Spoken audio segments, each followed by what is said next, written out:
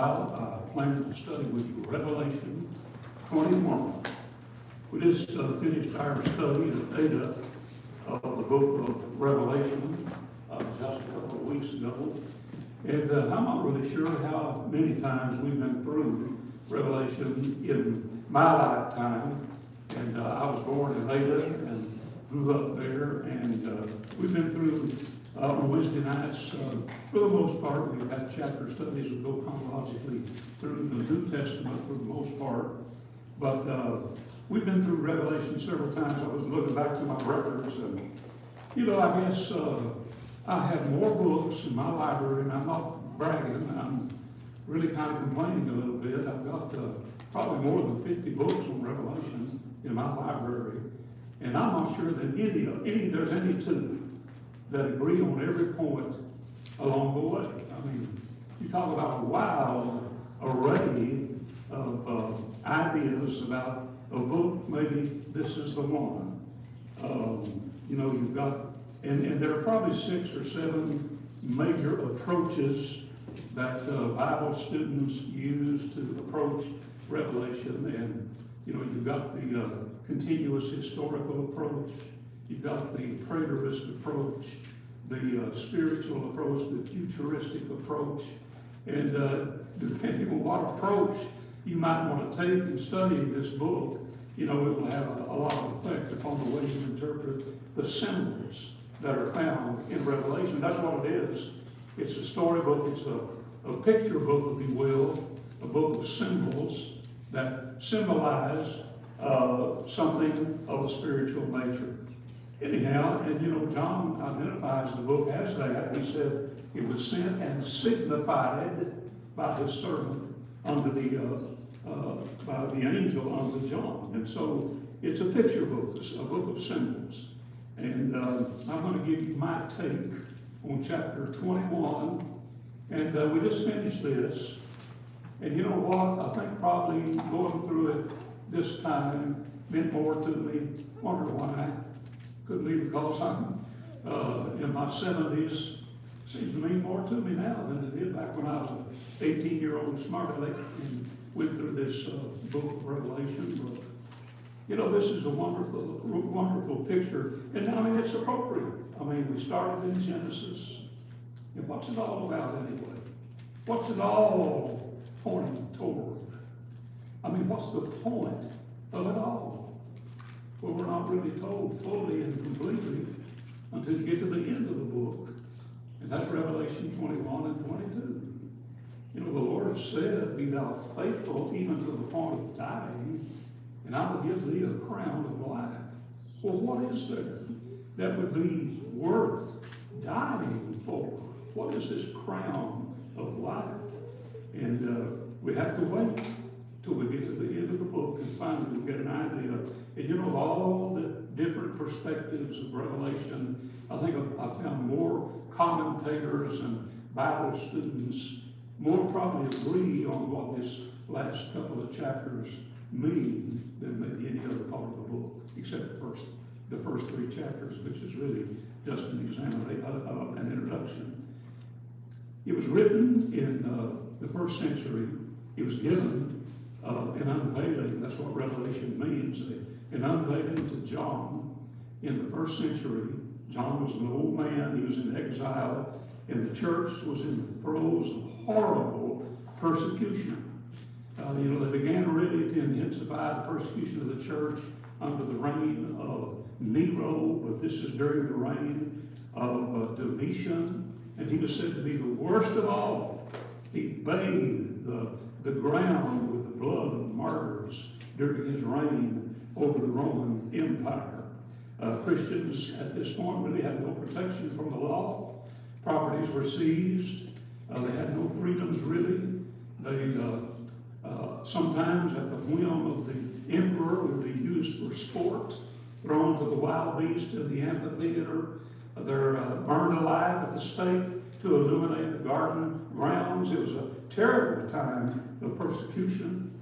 And so the Lord tells them, now some of you are going to really experience tribulation. You'll have tribulation 10 days. But just be faithful. Regardless of what happens, Be faithful. Don't let it discourage you. And we're going to show you something here, some of the things that you're going to have to endure. But in the end, you'll see that it was all worthwhile. Well, I think there is a universal yearning in the heart of every person to know what heaven will be like. Job said in Job 14:14, if a man die, shall he live again? And I'll tell you what, there are those standing beside open graves today, loved ones, and the question welling up inside of them, overpowering them, as it will all of us one day, is what lies beyond? What lies beyond the grave? Every person that has ever lived wants to believe that there's something better than this world, and that someday we will live again. Well, who can tell us? I mean, is there no one who has lived beyond this life and come back to speak of the other world? You've heard of the famous illusionist and magician Harry Houdini. He told his wife, he said, if there is any way after I die, if there's any way that I can contact you from the other side, he said, I will. And he gave her a secret code to allow her to know that it was him that got in touch with her if the person gave her this code. Well, she waited for maybe 10 years, and she never got the message, never got the code. And so she concluded that reaching from the other side, spiritualists believe, necromancers believe they can do, that it was not a possibility, really. And so you might try all other avenues, but eventually you're going to come to the Bible, and here and only here is there any indication of what the other world is like. Now, in the Old Testament, there's a hint here and there. The hints are very real, but they're never described. We're told that Enoch walked with God. Well, for he was not. So God took him, Genesis 5 and verse 24, took him somewhere, but where? Abraham was a wanderer and a sojourner. Hebrews 11 and verse 10, he looked for the city which hath not foundations, whose builder and maker is God. So there's another hint. Then we come to the New Testament, and Jesus talks about another world where everybody must go. And there's only two parts, the saved and the lost. In Matthew 17, Mark 9, and Luke 9, Jesus took Peter, James, and John high upon a mountain, and he transfigured himself. He gave them a glimpse of what his glorious nature was like. And there appeared upon the scene Moses, who had been dead for 1,300 years, and then Elijah, who had not tasted of death in the normal sense, but had been taken, as God took Enoch, and about 800 years, they appeared upon the scene.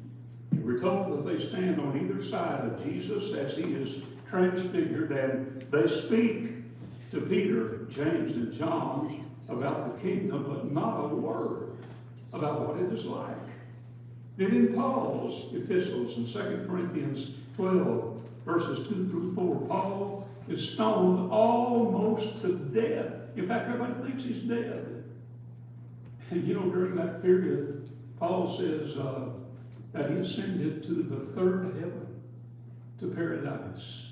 He said, now, whether I was in the body or whether I was out of the body, I don't know.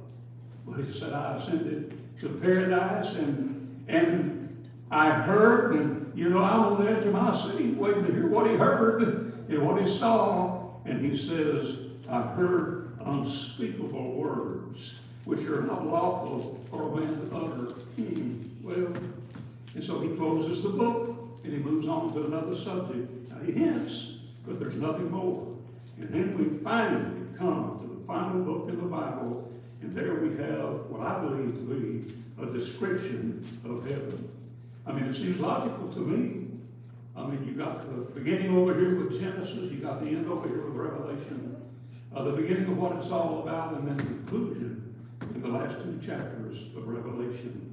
And of course, it's not to be understood as a literal description, but Christ is using figurative language to describe a spiritual realm, habitat, or abode.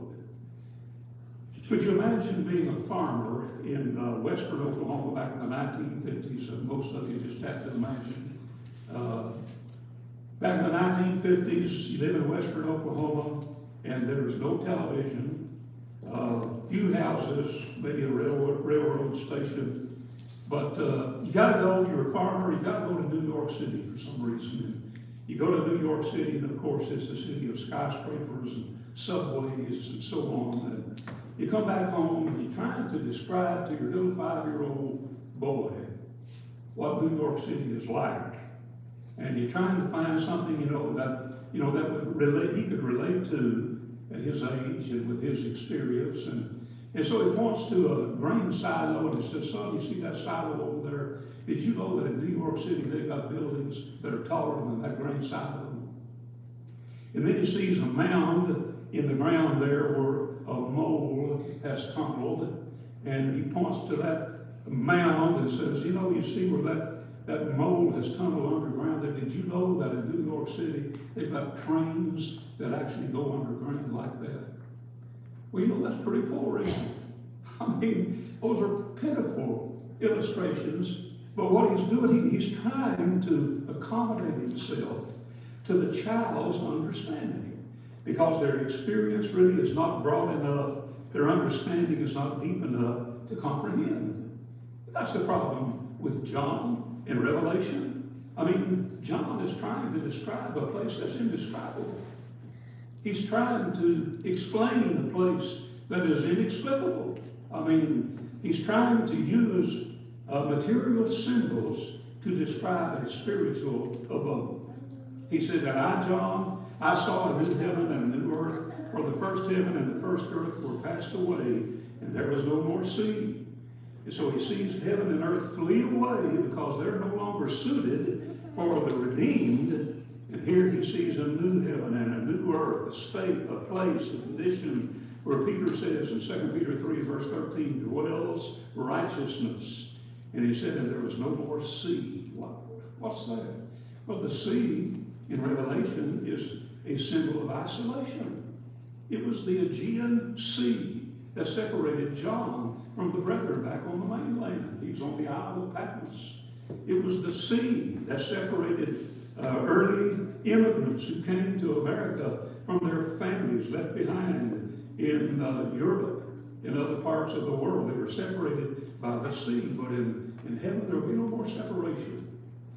No more sad farewells.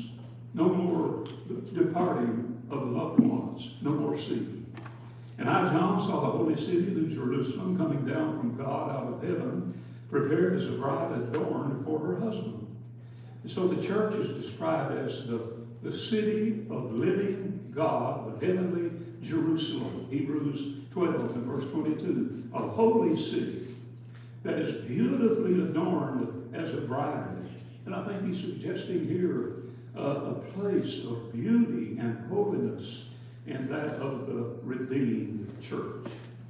He said, and I heard a great voice out of heaven saying, behold, the tabernacle of God is with men, and he will dwell with them, and they shall be his people, and God himself shall be with them and be their God. Well, this idea of God dwelling with men in a place, that's not a new idea, but doing so in his personal presence, that's new. It's never happened. Permanent relationship, and therefore no chance for the saved to be lost. And God shall wipe away all tears from their eyes. There shall be no more death, neither sorrow nor crying, neither shall there be any more pain, for the former things are passed away.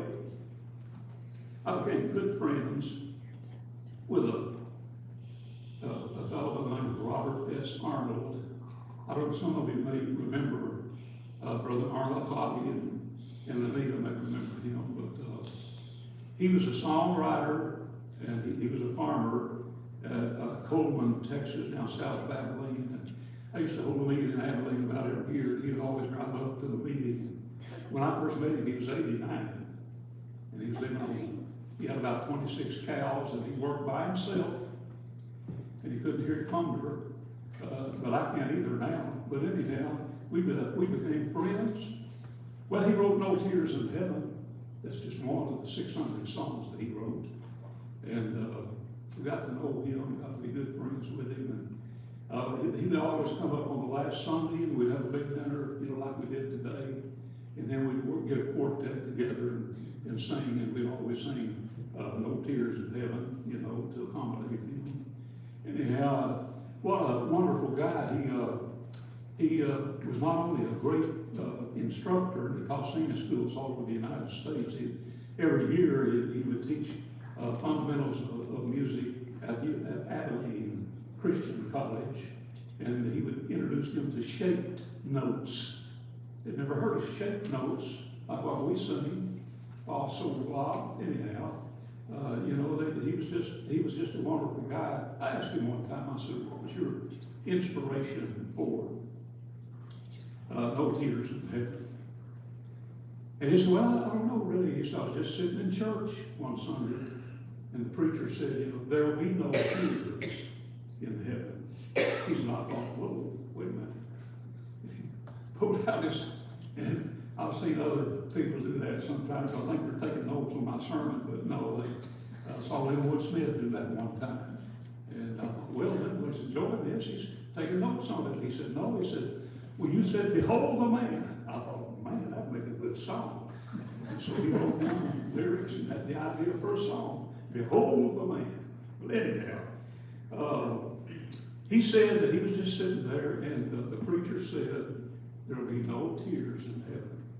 And he wrote the song. It's a classic that we've sung for many, many years. And I've heard quartets perform it on television and in singings. But it's one of the tenderest statements in the Bible. I mean, what a revealing look into the compassionate nature of God.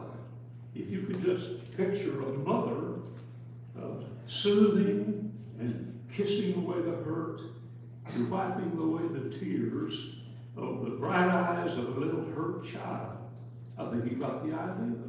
And God longs to draw us near to himself and surround us with the kind of love and that kind of protection forevermore. He said, "There shall be no more death, neither sorrow nor crying, neither shall there be any more pain, for the former things are passed away." Mentioning this is the most satisfying characteristic of the heavenly state. And that's the reason it is so appealing to us while we're in the flesh. The most distressing experiences that we know in this realm will disappear.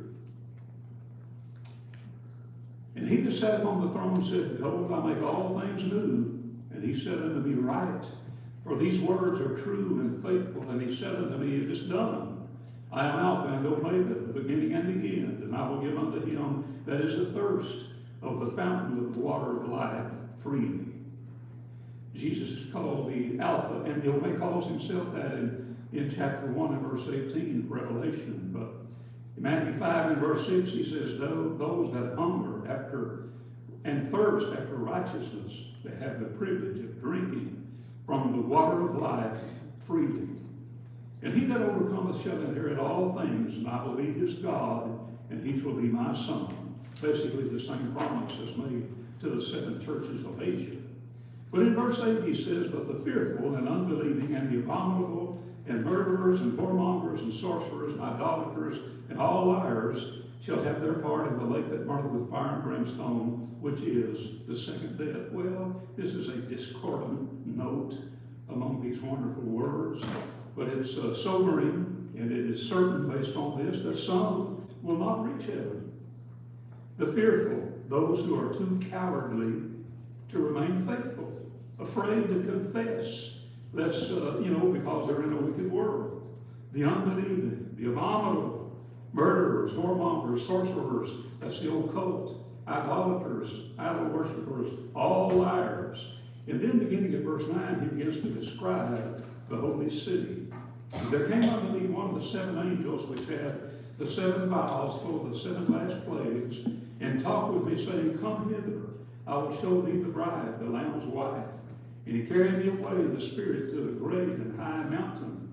And he showed me the great city, holy Jerusalem, descending out of heaven from God. Well, in some kind of mental ecstasy, John is transported to the mountain, and he sees the new Jerusalem descend from heaven. Having the glory of God, and her light was like unto a stone most precious, even like a jasper stone, clear as crystal. Jasper was red yellow quartz, dazzling in its brightness and appropriate to symbolize the dwelling place of God. Verses 12 through 14, and had a wall great and high, and had 12 gates, and had the gates 12 angels, and names written thereon, which are the names of the 12 tribes of the children of Israel. On the east 3 gates, on the north 3 gates, the south 3 gates, and on the west 3 gates. And the wall of the city had 12 foundations, and in them the names of the 12 apostles of the Lamb. So the wall was great, powerful. It is high, able to keep out enemies. So there is perfect security and protection. No enemy shall ever touch the redeemed again. Angels are symbolic of protection as well. And he says there will be 12 tribes and 12 apostles. Now, the number 12 is a perfect number in symbolic language. It refers to organized religion, and it is the number of the people of God. And so, talking about gates bearing the names of the 12 tribes, and the foundation stones bearing the names of the 12 apostles, that would symbolize the churches in both the Old Testament and the New Testament are thus united into one eternal home. Verse 15, and he talked with me, he that talked with me had a golden reed to measure the city and the gates thereof and the wall thereof. And of course in chapter 11, verses 1 and 2, the object of measuring the temple, the worship, and the worshipers was to enable those in restoration work to reproduce congregations as they existed in the days of the apostles. Here, the measurement is to show the divine plan of making spacious enough room for the redeemed. Verse 16 says, and the city lieth 4 square, and the length is as large as the breadth, and the measure of the city with the reed, 12,000 furlongs, the length and the breadth and the height of it are equal. About 15, that's 12,000 furlongs, about 1,500 miles. It's about how far it is from here to Los Angeles. 1,500 miles. Not until you ever McDonald's between here and there, on Interstate 40. And so I know about how big that is. But 1,500 miles long, but it's also 1,500 miles wide and 1,500 miles high. Put the top on it. Did you know that makes a perfect cube? And do you remember when we read about the tabernacle and then the temple in the most holy place, the dimensions were a perfect cube, symbolic of heaven. Well, I think that it's, again, it's not to be taken or understood literally, but it's just to show that there is perfect room, not many cramped quarters. And 144 cubits, as I said, those are multiples of 12. 12 is one of the perfect numbers. That you have the 3, which is symbolic of the Godhead, the Trinity, and you have 4, which is symbolic of the universe. So you put the Godhead and the universe together 3 times 4 is 12. Perfect number. And the building of the wall of it was of jasper, and the city was pure gold, like unto clear glass. You talk about dazzling brightness, refined gold, so pure as to be transparent. Remember the joke about the guy that wanted to take his gold to heaven with him, and he was going to put it up in the basement, not the basement, that's the wrong direction. He was going to put it up in the attic and pick it up on the way to heaven. And he got it, and he picked it up, and when he got to heaven and stood before the apostle Peter, Peter said, what you got in the box there? And Who opened the lid, and Peter looked at the gold and he said, pavement. That's pretty good. Yeah. Take your gold up there and they use that for pavement, man. Not worth much. Well, the first foundation was jasper. It says the second, sapphire. The third, a chalcedony. The fourth, an emerald. The fifth, sardonyx. The sixth, sardius. The seventh, chrysolite. The eighth, beryl. The ninth, the topaz. The tenth, the chrysoprasus. The 11th, the jacinth. The 12th, an amethyst. And so it includes the whole spectrum of colors.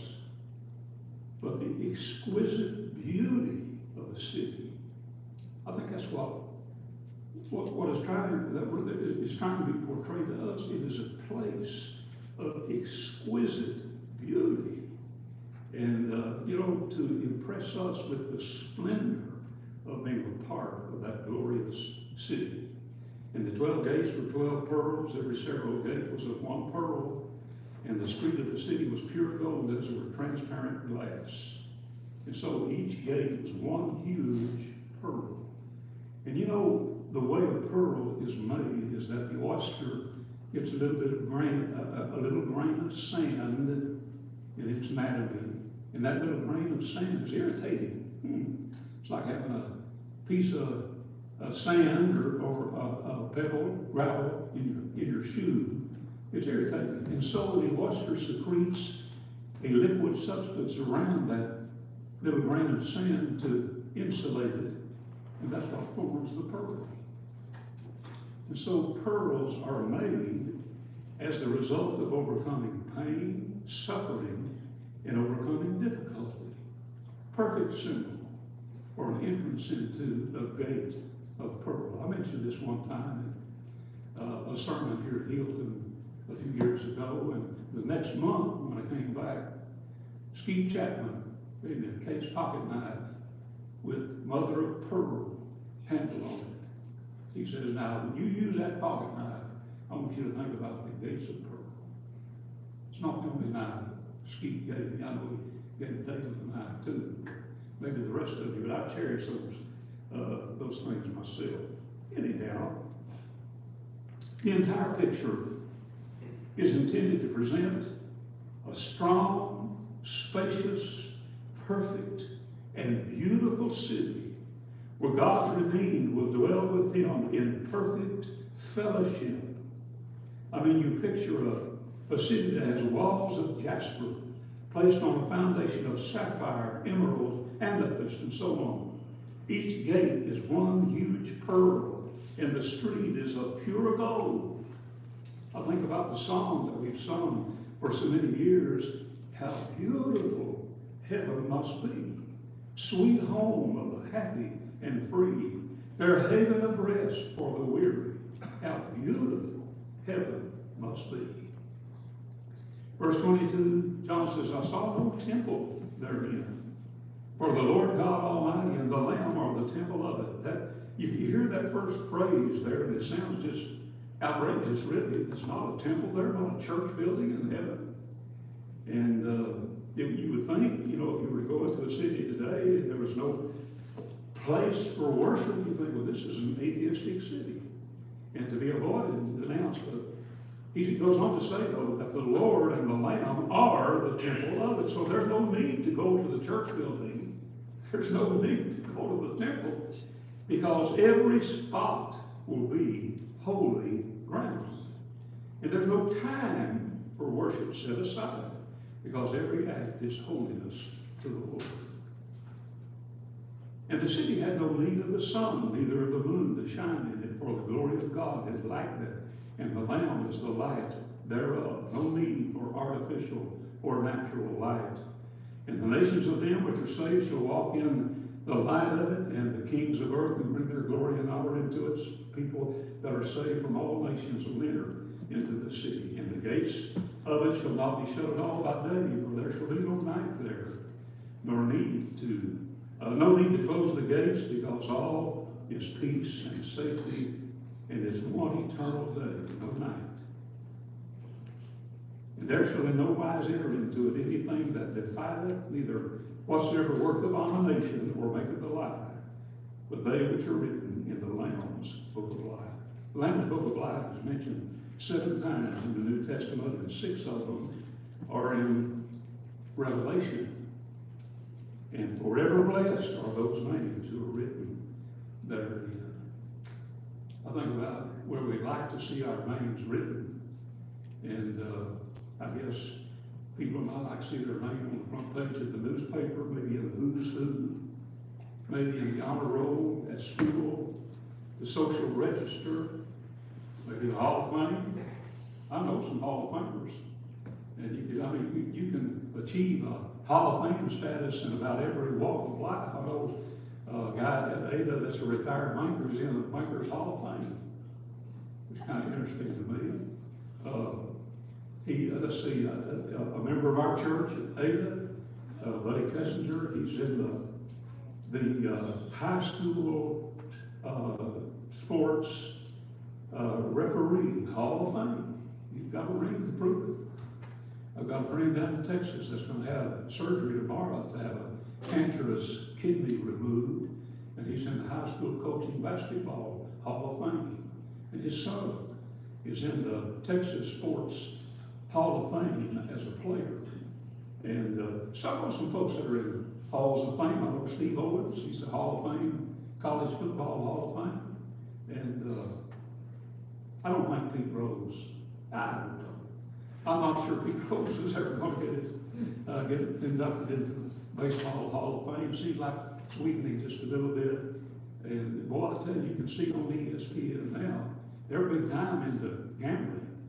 And I don't know what they're talking about at the time. But anyhow, Pete Rose got into big trouble. He said he never been on his team, the Phillies, or the Reds. But anyhow, that's really not all that big a deal. I mean, what if he was still alive and he could autograph you a picture with HOF at the bottom under his name? I mean, I'll tell you what's really important, and that's whether or not Pete Rose's name is in the Lamb's Book of Life. That's really the only place that's important. So, we started back in Genesis, and we're through toward the last chapter of Revelation, and we can see that there's a wonderful promise, and regardless of what tribulation comes our way, enduring it, remaining faithful, it's worth it.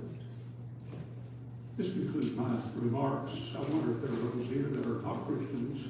Their name has not been inscribed in the Lamb's Book of Life. We're going to give you that opportunity at this time. Believe, repent, confession, and baptism are the steps. If you are a child of God, but you have strayed away, we invite you to return while we stand and sing. For the first and last 246.